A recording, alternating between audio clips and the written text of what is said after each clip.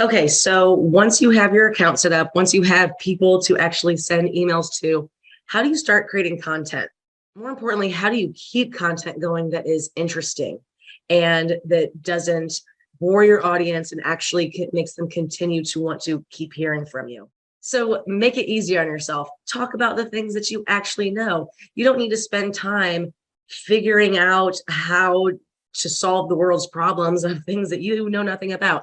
Talk about the conditions that you see on a daily basis. If you have specialized your practice, make sure that those are the conditions that you talk about. Make sure you tell stories about the types of cases that you see. Obviously, you have to keep patient information protected, but you're doing interesting things all day, every day. You're seeing all sorts of different types of people. They have various scenarios. It could be anything from, just an interesting case to maybe somebody that has problems paying. And there are details in those sorts of scenarios that you can put into email marketing so that you can say, if you have an issue paying for a service, don't worry. These are the options that we have for you. And then you can even make that more interesting by telling the specific story of someone that it actually happened to. Focus, focus, focus. Nobody's going to read anything that is 1 mile long. 1 miles? Nobody's going to read anything that is a mile long. And I know sometimes we put out long emails, but you know what we do after we have those long emails? We cut them up. Cut it up and take out segments so that you can create focused pieces that people can actually digest, solve problems. It's so easy to start creating fluff when you're just trying to create content. Really avoid creating content just to get content out there. If it is not solving a patient problem, axe it. So really be harsh on yourself.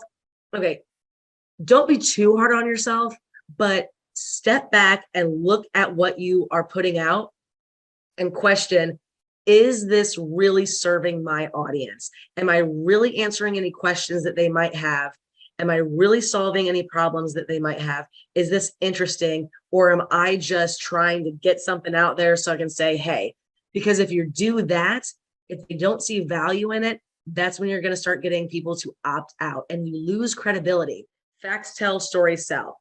If you, I'm going to circle back to the story about maybe someone who couldn't pay. If you just send out an email that says, hey, we do care credit, thumbs up. Okay, that's a great fact. It's great to know. But you know what is going to be a little bit more exciting and a little bit more engaging is a story about someone who couldn't pay, that needed assistance, and you kind of pull at those heartstrings. I always use this concept of features and benefits. Features are the facts, benefits are the story. Features are great, but what do they do for me? So make sure if you have that list of features of whatever it is that you're talking about, those are simply the facts of your product or service. The benefit is the story that I can resonate with. Something that I'm like, okay, that's a great feature, but why do I need it? So facts tell, stories sell. I'm sorry, facts tell, stories sell, features, benefits. Facts are great, but let me know why they matter. Get help. Doing content creation for email marketing is very time consuming, and you need a team to help you get content out consistently. Some key success factors to email marketing. There are a lot of things that not necessarily that can go wrong, but you could be doing certain things that don't get you the results that you want. So let's talk about what some of those could be. First of all, segment your list. You do not want to be sending people who don't have diabetes a bunch of content about diabetes. You don't want to be sending people information about pediatric orthotics if they don't have children. Those are the things that will get you opted out. I will say, unsubscribe, sir. I do not want your content anymore. But if you get information to me that you know is relevant to me and my condition, That is really going to help your open rates. And it's also going to help your click-through rates and everything that comes with successful email marketing. A/B test. So what this means is try different things with different audiences. Take half of your audience and make sure that you're comparing apples to apples as well.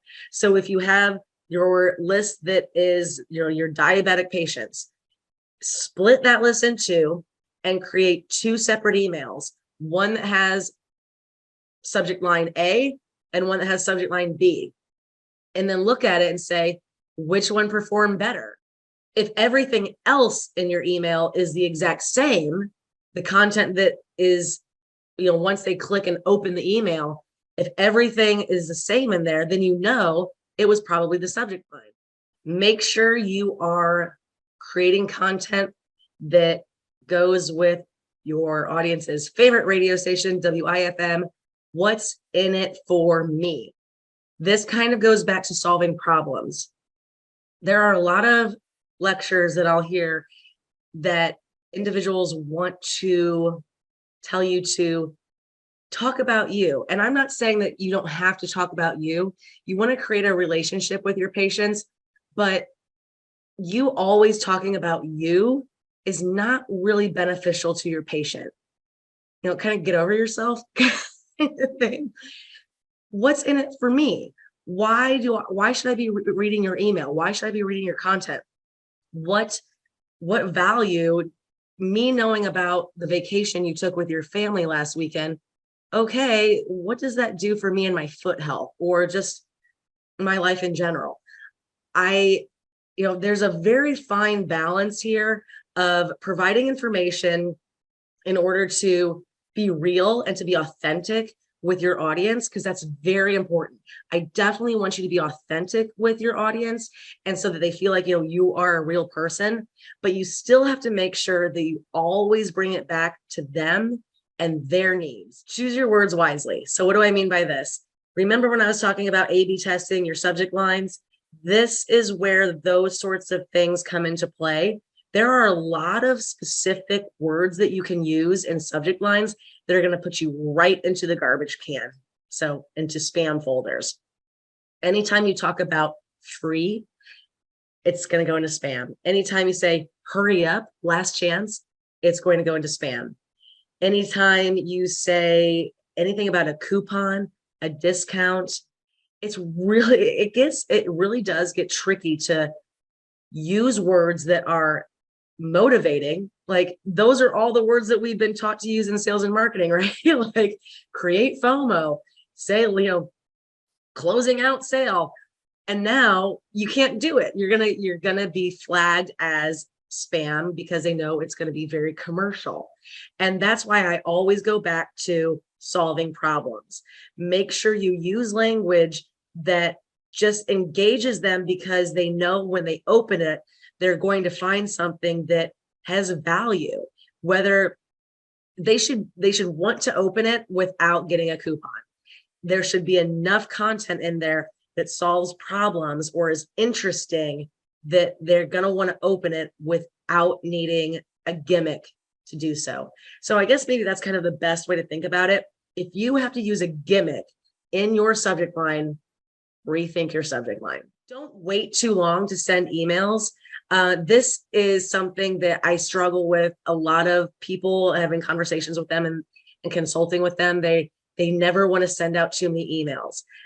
I certainly don't want you to send emails every single day. Maybe once a week. You know your audience. You know if it's going to be annoying. You also know that creating content once a week might just not be doable for your schedule, but you don't want to wait too long.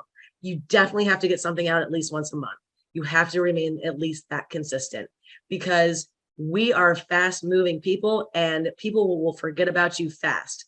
So hopefully you've created a strong enough brand where you will still be top of mind, that even if you don't have a super regular email marketing schedule, you're still going to, be able to capitalize on the brand that you've created. But certainly don't wait months and months and months to engage with your email list. It's just, you're not it doesn't serve any purpose just sitting in your computer. It's kind of like when I have a stack of brochures or a client has a stack of brochures and they're like hesitant to pass them out. They're like, well, we just got these printed and they're really expensive. And I'm scared to give them away. I don't want to get rid of them too quickly. Why? So they can collect dust on your desk. You know what you do. You know what your products and services is. Get that out. Get that out of there. Get rid of your material. So don't sit on your email list. Use your email list and get at least one email out a month. If I can challenge you to get one out a month, start there and see what happens. Because if you start sending out more and you notice a decline in your open rates, or you notice people start opting out because maybe it's too much, then and you can risk it once or twice. You got to be able to do those experiments to know what your patients or your prospective patients can handle in terms of email. But think again, make sure you know why they're opting out. It might not be because you're sending too many. It might be because your content is garbage. So if you have great content, they may be a-okay with getting more than one a month. So really make sure you have a strong idea of why they're opting out, because it might not be the persistence of emails. It could be your content. If you're trying to send a mass email out via Outlook, it's just not gonna work. It takes so much time to copy and paste and like blind copy a bunch of people into a single Outlook email or a Gmail or a Yahoo, and you can't design anything. It's really, really difficult to do mass emails and in a normal email tool. So use something like Constant Contact, use something like MailChimp. They are really easy. They actually I got angry a couple of years ago. I think it's been a couple of years. They changed the way their interface. And so their old interface had way more tools in terms of like, I could go and use my like website programming knowledge and do like HTML coding into a Constant Contact email. They took all that away from me because they wanted to make it easier for people. I was kind of bummed out. I said, I don't know why they didn't have an option, like advanced user options to do those, but it's kind of like I think they just wanted to make sure that everybody has the same experience. And so it does serve its purpose. I'm still kind of angry about it. But you drag and drop things, and they have editing tools for photos. They are basic, but if you go to part 3 of the email marketing workshop, Ann and I are going to show you how to use other user-friendly tools so that you can become way better at editing graphics and doing cool things with fonts. And then you can upload those images into Constant Contact or MailChimp and drag and drop them into an email. One thing I did not put on my list of key success factors, and it just popped into my head as I was talking about graphics. Don't use too many graphics. Too many graphics will put you into spam. The more text heavy, yes, the more boring your email will look, but don't use too many graphics. And if you are going to use some graphics, bury them. If you put them at the top of your email, spam. I don't make the rules, people. I'm just trying to follow them. So use user-friendly tools. Make it easier on yourself. Drag and drop. None of these tools are outrageously expensive. Again, cost effectiveness is just crazy good. So use these tools. It just makes more sense. You are going to spend more time and money spinning your wheels trying to do stuff on your own. Questions? Once again, if you have any questions about these tips for email marketing, please contact me at beheard@podiatrymeetings.com. Thanks, you guys.